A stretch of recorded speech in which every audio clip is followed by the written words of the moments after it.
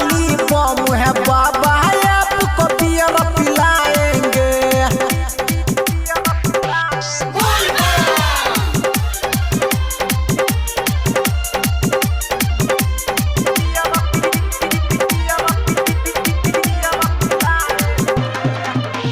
DJ Umesh, Sukhipur बाजार। जल चढ़ाओ पहले धूप दिखाओ, करता हूँ विनती बाबा आस पुराओ। जल चढ़ाओ पहले धूप दिखाओ, करता हूँ विनती बाबा आस पुराओ। अरे बेल पतरा लाया नहीं हम उठ जाएंगे। हम नेपाली बम है बाबा, आपको बियर पिलाएंगे।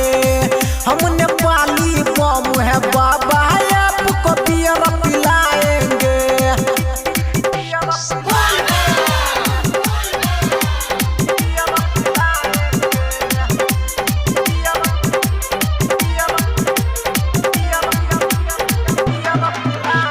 डीजे उमेश, सुखीपुर बाजार।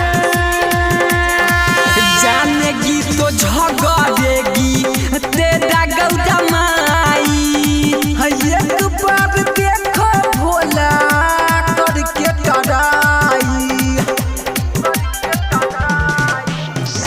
जानेगी तो झगड़ेगी तेरा गौदा माई, एक बार देखो भोला करके टराई। अरे राइटर पंकज राम कुमार तेरा सपना पुराएंगे।